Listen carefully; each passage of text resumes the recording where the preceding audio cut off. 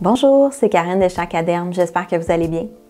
Aujourd'hui, on démystifie les conservateurs dans les formules cosmétiques. Les conservateurs dans les formules cosmétiques sont essentiels à la santé et à la sécurité du consommateur.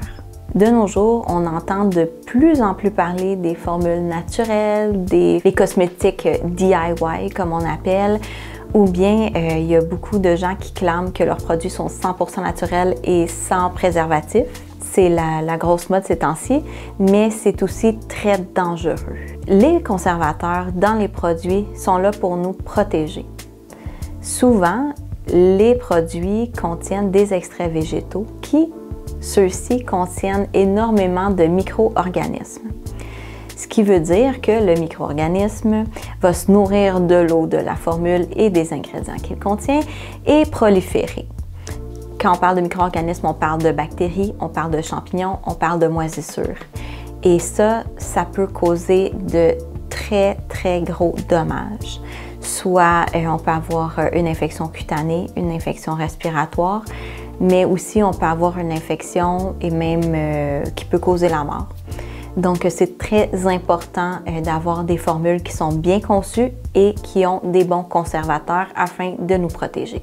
Comme vous le savez, les cosmétiques, c'est pas stérile, mais on a des pratiques dans la fabrication des cosmétiques qui permettent d'éviter une contamination. Je vous explique un petit peu comment ça fonctionne. Au départ, le formulateur a une commande souvent du marketing qui lui demande de formuler un produit avec différents actifs. Lui va choisir ses ingrédients actifs, mais va aussi penser à l'utilisation du produit. Donc, il va penser au packaging qui va être utilisé. Il va aussi penser à quel endroit le produit va être utilisé. Est-ce que c'est une crème solaire qu'on va laisser en plein soleil toute la journée sur la plage? Ou bien c'est, par exemple, une crème hydratante pour le visage qu'on va utiliser et conserver dans la salle de bain, qui est un endroit assez chaud et humide, donc parfait pour les bactéries. Il va prendre tout ça en considération et va choisir des conservateurs, comme on dit, qui ont un large spectre, donc qui vont être capables de bien contrôler la moisissure, les champignons et les bactéries. Ensuite, vient le temps de la fabrication du cosmétique. Quand on fabrique un cosmétique, il y a les normes de bonne fabrication qui s'appliquent. Ce qui veut dire que l'usine doit être désinfectée régulièrement et plusieurs items dans l'usine doivent être testés pour voir s'il y a des micro-organismes sur ceux-ci et à l'intérieur pour être certain de s'assurer qu'il n'y ait pas de contamination. Parmi ceux-ci, on a l'équipement, on a les matières premières qui sont utilisées, on a aussi l'eau et on a aussi même la qualité de l'air qui va être testée pour s'assurer d'avoir le maximum de protection contre la prolifération bactérienne dans les produits cosmétiques. Ensuite, le produit est acheté par le consommateur et le consommateur se doit de bien respecter comment le produit doit être utilisé. Donc, ne pas utiliser le produit avec les mains sales, ne pas se toucher la peau avec les pipettes qui sont dans les produits. Donc, il faut vraiment bien l'utiliser, mais les formulateurs sont pas fous. Ils savent que les clients souvent ils font pas attention, donc ils prennent vraiment ça en considération, puis ils ajoutent les conservateurs nécessaires pour que le consommateur ne soit pas mis en danger. De nos jours, la cosmétique qui est naturelle, bio, c'est de plus en plus populaire.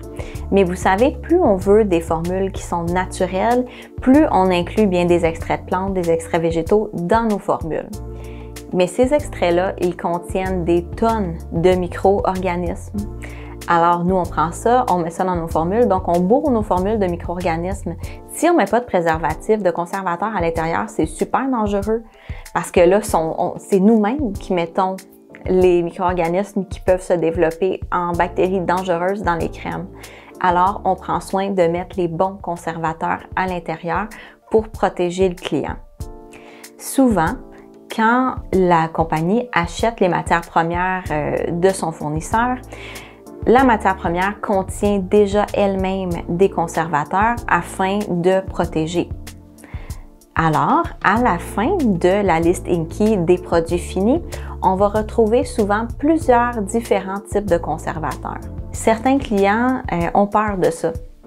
Ils vont dire « Hey, il y a beaucoup de conservateurs dans cette formule-là, c'est peut-être dangereux. » Et au contraire, c'est bénéfique, c'est ce qu'on veut.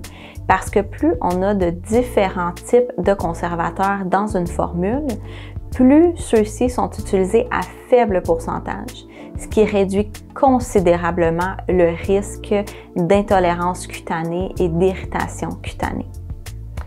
On veut avoir le plus bas pourcentage de conservateurs possible dans une formule, mais qu'elle soit sécuritaire. Le problème ici, c'est pour les gens qui ont une peau qui est très sensible, une peau qui est très réactive, c'est pas super conseillé pour ces clients-là d'utiliser de la cosmétique qui est dite bio, qui est certifiée bio. Pas que le bio, c'est pas bon. C'est que pour avoir la norme, être certifié, eh bien, il y a certains ingrédients qui sont interdits, dont les ingrédients de synthèse. Un ingrédient de synthèse, c'est un ingrédient qui est produit en laboratoire, mais aussi on n'a pas le droit d'utiliser des ingrédients qui ont été extraits par la pétrochimie. Donc, on se retrouve avec très peu d'options. Environ 5 à 6 conservateurs qui sont, ma foi, d'origine naturelle et qu'on peut extraire grâce à la chimie verte.